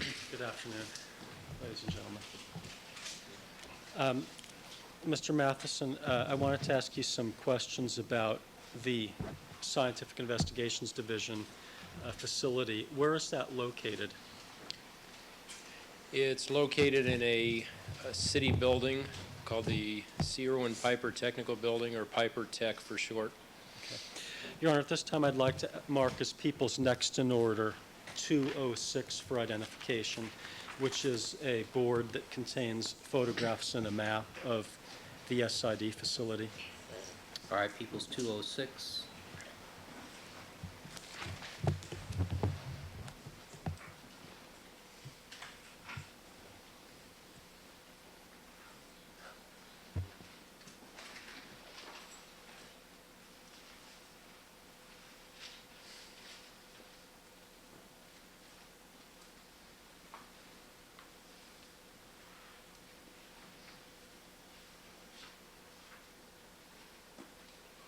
All right, Mr. Bancroft, I'm going to need you to help me with this. All right, proceed. Sir, can I pay attention to People's 206 for identification? Do you recognize this exhibit and the photographs on it? Yes, I do. Is there any sort of accreditation agency that covers crime laboratories in the United States? Yes, there is. And is that a public entity or a private entity, or? Well, it's a association made up of crime laboratories that have been accredited. It's called the ASCLD, or American Society of Crime Laboratory Directors Laboratory. But I mean, is that a governmental agency, or is it a private agency outside the government? Well, it's not, my understanding is it's not a agency in and of itself. Most of the members of it are accredited laboratories, which are government. Is it mandatory under state or federal law that you have that accreditation from this organization? No, it is not. It's a voluntary process. Does it cost money to become accredited? Yes, it does. How much?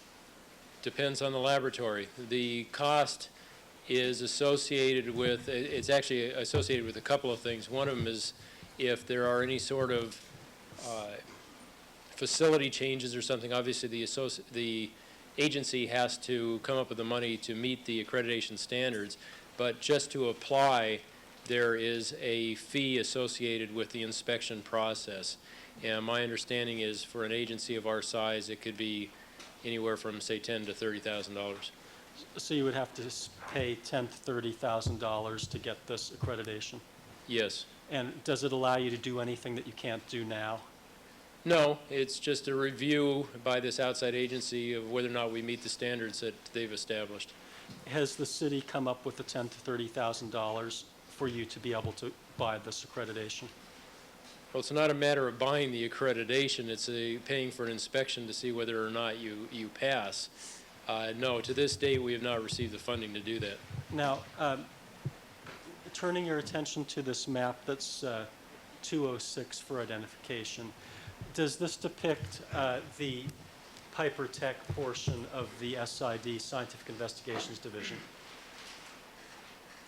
The map. Yes, the map itself covers the area that's part of SID at Piper Tech, yes. And are there facilities that SID has that are outside of Piper Tech? Yes, there is. And are there photographs of the facilities that are outside of Piper Tech over here, if you look in the upper left-hand corner? Yes, there's actually two photographs that depict part of our laboratory that's located inside of the Police Administrative Building or Parker Center. That was where the old Dragnet series was filmed.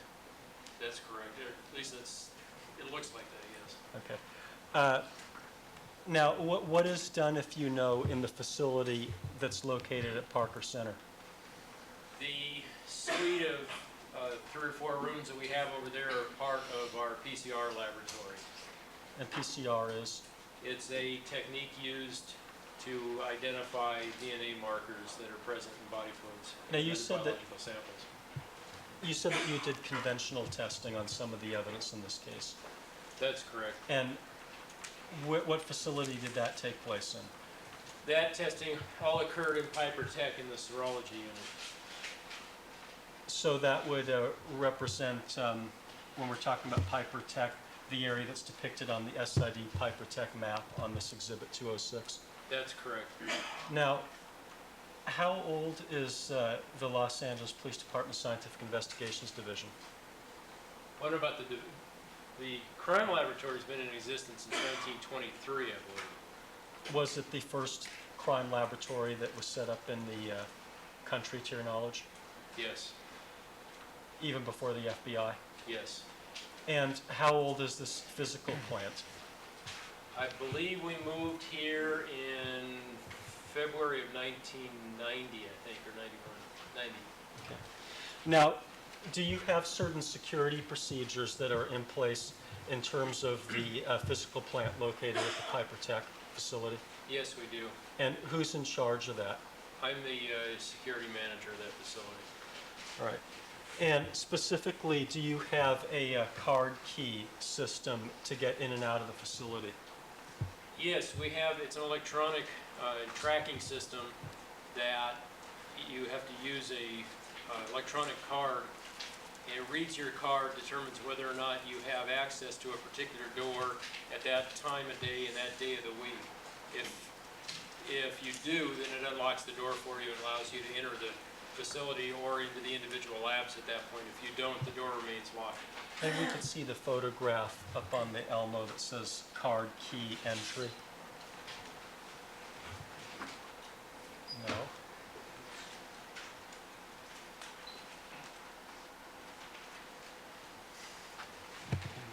Can that be turned around? I think we're upside down there. All right, Mr. Matheson, why don't you grab the pointer that's right there? Well, I see it's a little lopsided as oriented up here on the Elmo, but why don't you just tell us using the photograph that's actually on the hard copy, 206, what's depicted in that photograph? But what we have here is a photograph that shows this is a door frame. Alongside here, somebody's hand that's holding one of our access cards in it. And there's an antenna inside of the wall. If you hold your card up in the vicinity of that antenna, it reads your card, reads the code that's on the card, checks the computer to determine whether or not you have access to that door that time of day, that day of the week. And who has access to the crime laboratory? The people that work in the facility, the access levels vary. It depends on whether we're talking about the outside entrance or the interior one or the variety of different labs. It's limited to the people that work in the facility or the other members of our crime laboratory that happen to work in some of the outside locations. Okay, well, let's start with just if you want to get into the portion of the facility. Maybe we can see the outside of the crime lab photograph. It says SID Piper Tech.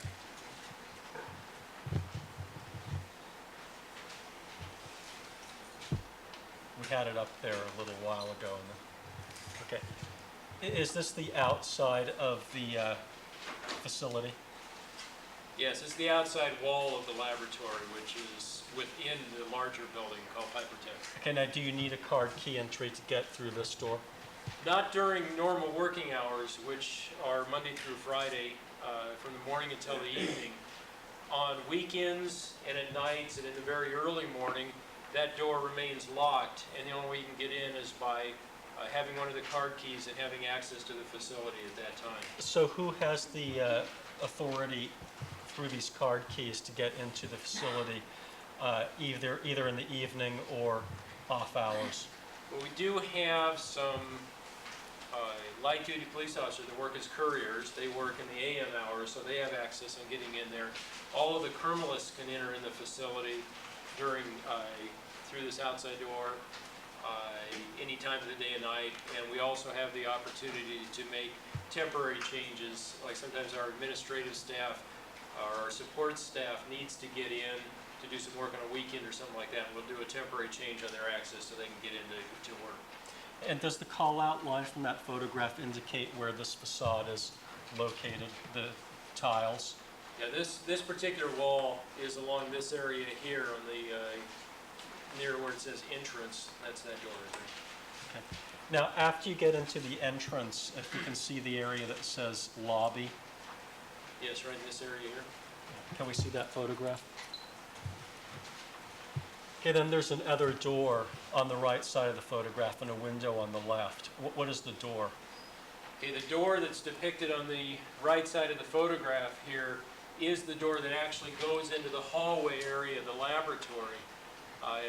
Like I mentioned before, this outside door unlocks and stays unlocked during what we consider our normal business hours, so anybody can come and go during that door. However, to get actually into the laboratory, you need to, again, show your card to an area so that the antenna can pick up the code, and then it'll allow you in if you have access to it. And can the couriers go in there? Yes, they can. And what about the criminalists? Yes. All right. Now, after you're through that door, if we could see the picture that says entry corridor, does that show the view that you have after you've entered through that door? That's correct. Right after walking through this door, that's your view down the hallway. You're looking down now in this direction. And the hall's kind of in a square that goes around the facility? Right, there, the hallway, once you get past here, anybody, once they pass through that door, has access to this hallway area, then back over.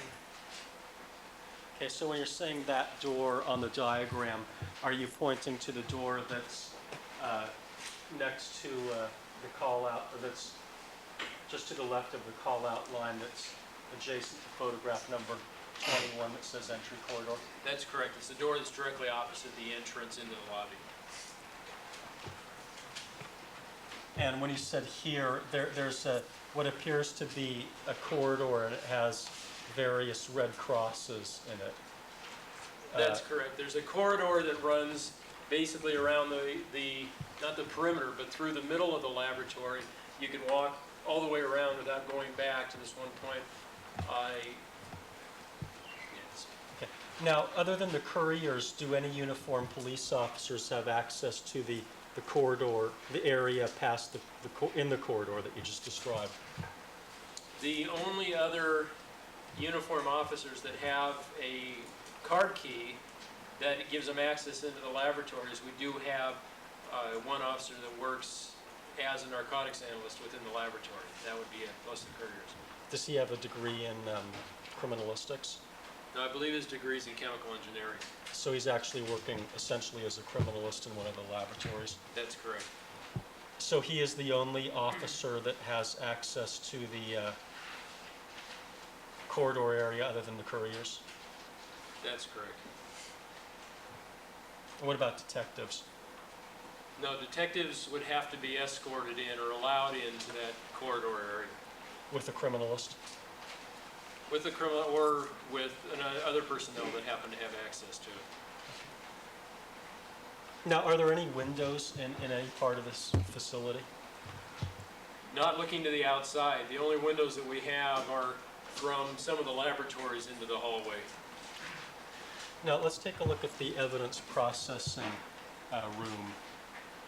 Up in the upper right-hand corner of the photograph on the left side. What does that depict? Okay, this picture marked SID EPR, EPR stands for Evidence Processing Room, points to an area in the upper right-hand corner of the map here that's marked Evidence Room. This is the area where, when evidence is collected out in the field, it's brought into this room to be dried and then eventually identified, marked, and stored or prepared for storage. And there appears to be a roll-up door in this photograph on the right-hand side. What's that? That's correct. In the right-hand side of the photograph here is a door that pulls up, rolls up here, rolls up towards the top, and it is this thinner line to the right of the evidence processing room 29B. And the call-out line on that photograph depicts where the photograph is showing. That's correct. Now, that roll-out door, do you have to roll it up by going inside the evidence processing room? Yes, the only way to roll it up is on the inside of the wall, next to the door between the storeroom and the evidence processing room, is a control button. It says, I think, up, down, and stop, or something like that. That's the only way that door can be opened. And does the door to the evidence processing room itself, I guess it would be the door that is between the storeroom and the evidence processing room, is that also card key controlled? Yes. Now, who has access to this room?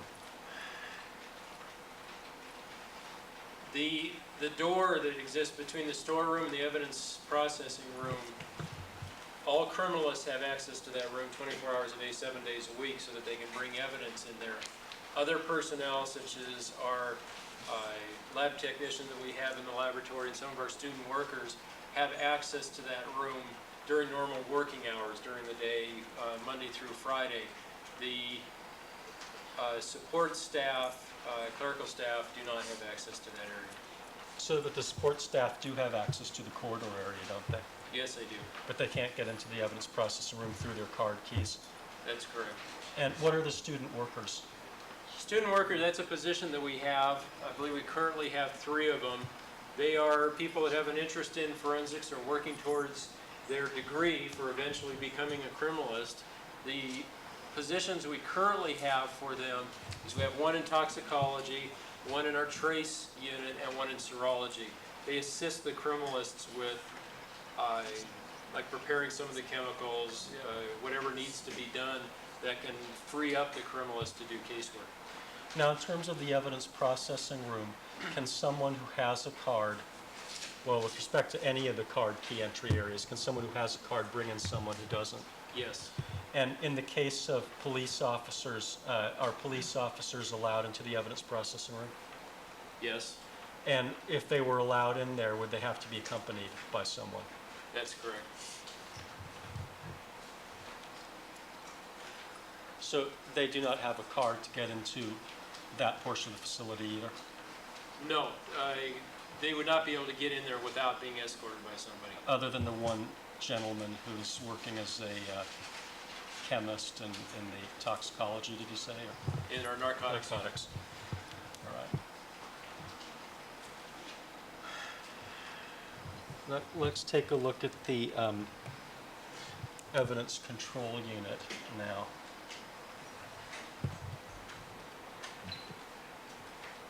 Okay, this is showing what?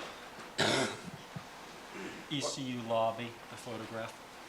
The photograph that's marked ECU lobby, ECU stands for Evidence Control Unit. That is a property storage room that is actually run from within SID. The Los Angeles Police Department has property officers and we have a property division, but SID has our own property room of items that will probably be eventually analyzed, so they're very nearby and under our control.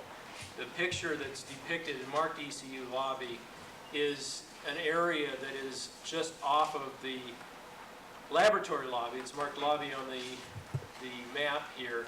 The only way to get to it is from the outside entrance through the criminalistics lobby and into the ECU lobby. So when a police officer is coming to the laboratory to pick up evidence for court, where does he or she go? They go into the ECU lobby. They can only, the front door is unlocked, so they can come in there. They pass through the criminalistics lobby into the ECU lobby, and there's a couple of windows where our property officers can interact with them, find out what evidence they need, and then they go back and get them and bring it forward to them.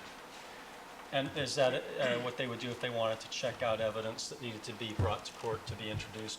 Yes. Now, let's take a look at the inside the ECU. Let's see if we have a good photograph of that. There's something that says ECU freezer. What does that depict?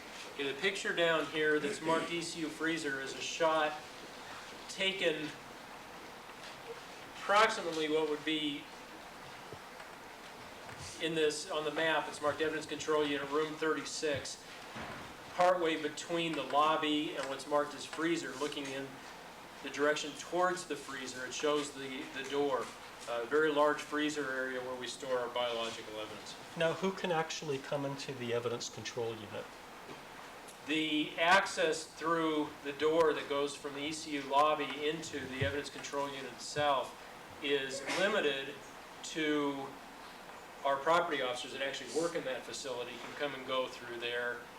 The administrative staff of the crime laboratory, in other words, the captain that we have, and then the 3 directors have access to that, plus a couple of our supervisors also have access into it, such as the narcotics supervisor who has to check in and out narcotics a lot for analysis. It simplifies life for everybody for him to be able to get access to that area. What about the criminalists? The criminalists do not have access through that door unless somebody from that does have access allows them in. Okay. Now, if a criminalist has brought back wet stains from a crime scene in the plastic bags and then has dried them, they do that in the evidence processing room that we saw earlier with the roll-up door? That's correct. And after those are dried and the paperwork is filled out and they're ready to be booked, what do they do with them? Well, once all the paperwork is done and they're packaged and all the seals are in place on the packages, they're taken from the evidence processing room to the lobby of the evidence control unit, at which point they're turned over to a property officer for storage. If it's a biological, it's stored in the freezer. If it's a liquid blood or urine sample, it would be stored in some refrigeration units we have. Everything else goes on just shelves that are room room temperature storage. So when the criminalist brings items into the evidence control unit window for the purposes of booking them, they are in a sealed condition at that time? They're supposed to be, yes. Are there any circumstances in which they can't be sealed? Well, if the item is so large that it doesn't fit into an envelope or a box, example again being a shopping cart, I had to book the shopping cart myself about 4 or 5 months ago. Obviously, that is not going to be sealed into a big box. There's no reason to. So a tag is placed on it, and it is stored back in the evidence control unit. But items such as the coin envelopes with the biological evidence in this case, those kinds of items, or the packages containing the reference files, those would be sealed before being booked. Yes. Now, and if they're freezers, if they go into the freezer, they're going into the freezer that's depicted here in photograph number 26. That's correct. All right. Now, what about the reference vials? Where do those go?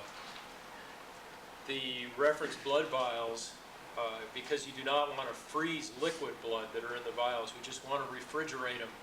There are units that, for the bit, it's a motorized type of unit that holds bins that is refrigerated. The blood vial in its sealed envelope is placed into a bin, placed into this unit, and then can be rotated up and out of sight or out of the way if you need to look for another one.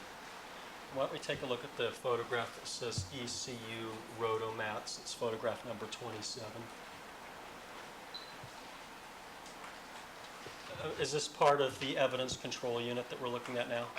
Yes, it is. The picture that's marked ECU Rotomats is of these units that I was describing that have the bins in them that can be rotated up and down, are located mostly all along the wall that's on the bottom of the map on the chart. Why don't we take a look at the photograph that says ECU Rotomat refrigerator? It's 29. And is this one of the types of refrigerators into which the reference files are placed? Yes, it works in exactly the same way as the regular Rotomats, but it's refrigerated, so we can keep the items cool in there. So then, do these bins go all the way up to the ceiling and then in a circle, kind of on a conveyor belt type mechanism? That's probably the best way to explain. There's shelves that can be rotated up and around, allowing us to get a large amount of storage in that area, and then being able to bring down a particular bin that you're interested in, remove your evidence item. Now, when reference files are stored in the Rotomat refrigerator, are they stored in alphabetical order, or numerical order, or in some particular kind of order? No. So how does anyone ever find a reference file? There's a evidence tracking system that we use in ECU and in the laboratory that allows us to use barcodes, and when for example, a reference blood sample inside of its sealed envelope, when it's first booked in by a criminalist or whoever, it's given a barcode. That package then is taken back to one of, and I think we have 3 that are refrigerated, placed into an open bin. The package is scanned, barcode is scanned, the location is scanned. They just put it wherever there's space for it, and then that information is loaded into the computer. So if you wanted to, at a later time, to find that blood sample, you would have to access the computer, enter in the DR number, find out what the item number is, and it would tell you in which bin it's located in which unit. So if you tried to look for it manually, how difficult would that be? It would be horrendous because we have probably a couple thousand at least blood samples stored in there. You'd have to go through every one of them and manually look at each one of them. Now, with respect to the items that just have require shelf storage that don't require being placed in either the refrigerator or the freezer, where do those go? Well, looking again at the diagram, we have shelf storage units that start down in the evidence control unit about where the word room is and run down the middle of this corridor past where it says evidence control. There's bins that are along the walls next to the freezer, along the walls next to what's marked flammable storage. And then there's also, if those are for the larger box items, there's also shelf storage in the Rotomats. And does all of the evidence that LAPD has in its possession, is all of it placed into this room, the evidence control unit? No. what evidence is? We want to only have evidence in the ECU that may someday be analyzed by the crime laboratory. The department receives very large quantities of evidence every day, and most of it we will never see within SID, within the laboratory. So we limit it to those things that will eventually be analyzed. And are these security procedures that are set up in, well, let me ask you this first. In the evidence control unit, is there any evidence that's inherently valuable that's kept? Well, we have narcotics in there. And do you have anything else of inherent value? We've got long guns, handguns. I believe there is some money. I don't know where that is stored, but there are things that have value in and of themselves. So are the security procedures that are in place designed to deal with the inherently valuable evidence, such as the narcotics and the firearms? Yes. And to your knowledge, has this facility ever had any problems with that kind of evidence being misplaced or stolen? No, not to my knowledge. Now, let's go to the serology lab and take a look at that. A photograph that says inside serology. Mr. Matheson, what does this photograph depict? This is a photograph that's taken inside the serology unit. Depicted on the map here says serology 25. The 25 is the room number. That particular photograph would have been taken probably about where the Z is in the zone 6 to 7, looking towards the right. And towards the end of it is what appears to be a metal door. It's somewhat obscured towards the end of the room. It appears to be to the left of the clock. Yes. What is that? That's a door that goes into a combination refrigerator and freezer within the serology unit. It's located, they're both located down the right side here of the unit itself. You'd enter through that metal door into the refrigerator and then walk through another door into a freezer. What is the purpose of the freezer in that room? Serology deals exclusively with body fluids, and they're biologicals, as mentioned earlier, that needs to be stored in such a condition so that they won't degrade. And the best way to do that is to keep it frozen. So while a case is in progress, it may be quite a while from beginning to end that evidence is within the laboratory, and we want to have freezer storage immediately accessible to the criminals that work in that unit. Now, how does the evidence get from the evidence control unit into serology so that a criminalist can start working on it? Well, at some point a request is made by a detective to do an analysis. They take the request, the criminalist receives a request, takes it over to the evidence control unit, and in the lobby hands this request to one of our property officers. The property officer looks in the computer to find out where the locations are for the evidence, retrieves it from the freezer, the refrigerator rotomats, or wherever else it happens to be located. It is then released to the criminalist, who has, like I mentioned, there's barcodes. The evidence packages are barcoded or scanned. The criminalist's barcode is scanned. Then they carry it back to the unit where they work. Use serology as an example. Back in the serology unit, then the criminalist is supposed to scan again, now that it's in the serology unit, scan the packages, scan their ID, so that the evidence tracking computer knows where it is at that moment. And while you were working on the evidence in this case, where was it stored? It was all stored, all the biological items that I worked on was stored in the serology freezer. In the serology, the freezer in the serology lab. That's correct. Now, with respect to getting into the serology lab, what is required there in terms of access? Well, the door into the serology lab, which is located in the top part of the room here that's marked serology 25, is a card access door, just like I described before. Anybody wanting to go through that door has to display their access card to the area where the antenna is in the wall. And if they have access to that room that time of day, that day of the week, you'll hear the door unlock and you can walk through it. And who has access to serology?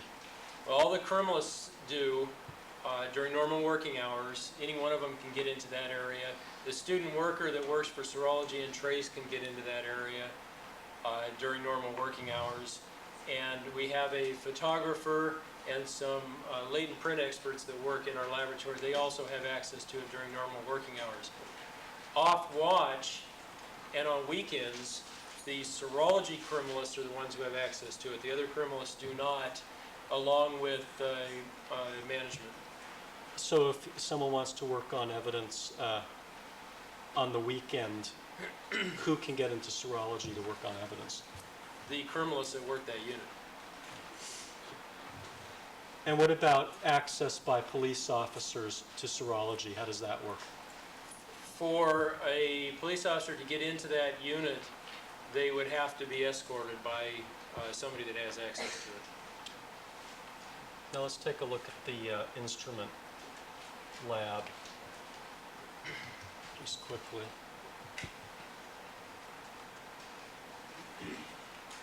What is this part of the laboratory?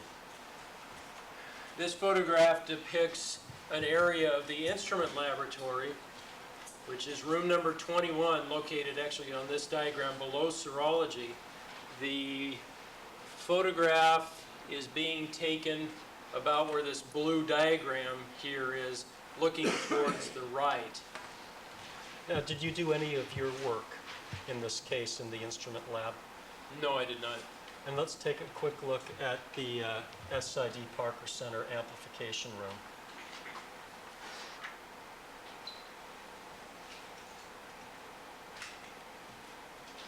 We discussed that briefly. Did you do any of your work in the SID Parker Center amplification room? No, I did not. And let's take a quick look at the Parker Center preparation room. And did you do any of your work in this room? No, I did not. Thank you. All right.